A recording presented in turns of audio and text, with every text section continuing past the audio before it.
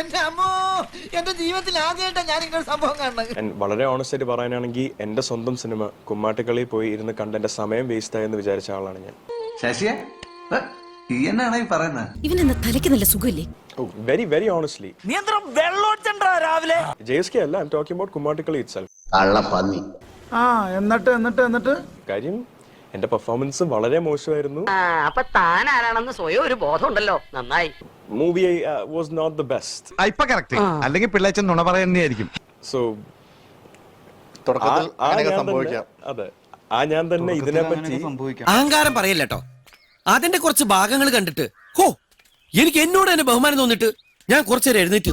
എനിക്കൊരു ഓണസ്റ്റ് അഭിപ്രായം പറയാൻ പറ്റി ഈ സിനിമയെ പറ്റി. ഇതൊക്കെ ഞങ്ങളോട് പറഞ്ഞു.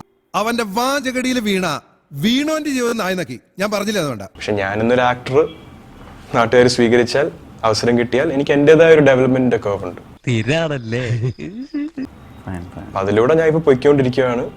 ആൾക്കാർക്ക് കുമ്മാട്ടിക്കളിയിൽ അതേപോലെ സിമിലാരിറ്റീസ് ഫീൽ ചെയ്യുന്നുണ്ടെങ്കിൽ എനിക്ക് അതും കുഴപ്പമില്ല. അവൻ ഒരു എല്ല് കൂടുതലാ. അവന്റെ എല്ലൂര് വെല്ലൂര് പോലും എടുക്കാത്ത വിധത്തിൽ എന്റെ ഗുണ്ടകളാക്കിക്കോളും. No one's gonna feel like they wasted their time. മാത്രമേ പറയാൻ പറ്റുള്ളൂ. ഇയാളെ ഇനി നമ്മൾ വിശ്വസിക്കൂല. കള്ളെ കാട്ടുകളെ. ബാക്കി എല്ലാവർക്കും അവരുടേതായ എല്ലാ ന്യൂനതകളും ഇപ്പോഴും ഉണ്ട്. ഓ, എന്നാ രക്ഷപ്പെട്ട്. തുടക്കത്തിലാണെങ്കിലും മിഡിലാണെങ്കിലും എന്താണെങ്കിലും ഉണ്ടാവും. അങ്ങനെ വിധി കൽപ്പിക്കരുത്. നിങ്ങൾ ഒന്നില്ലെങ്കിൽ ഇത്ര ചെറുപ്പല്ലേ, നിങ്ങൾ ഇത്ര ലേസി ആയിട്ടിരുന്ന കാര്യങ്ങൾ എങ്ങനെ നടക്കുക? അത് ഒരാൾ പറയുമ്പോഴും കണ്ടെത്തുമ്പോഴും അയാൾക്ക് കുറച്ചും കൂടി ഫൈൻ ആവാൻ വേണ്ടിയിട്ടാണെന്നുള്ളതാണ്. തീർച്ചയായിട്ടും 100-ൽ 100 മാർക്ക് തരാനുള്ള വകുപ്പൊന്നും നീ ഇതുവരെ കാണിച്ചിട്ടില്ല. പിന്നെ സഹജമായ മണ്ടത്തരങ്ങൾ ജന്മനാല നിന്റെ കൂടെ തന്നെ ഉണ്ടല്ലോ. എനിക്ക് ഒരിക്കലും ഒരു വിഷ്വൽ കണ്ടിട്ട് അയ്യോ ഇങ്ങനെ ചെയ്താൽ മതിയായിരുന്നു എന്ന് സത്യം പറഞ്ഞ തോന്നിയിട്ടുണ്ടെങ്കിൽ ഞാൻ അത് അക്സെപ്റ്റ് ചെയ്യത്തില്ല. കാര്യം ഇറ്റ്സ് ഇൻ ദ പാസ്റ്റ്.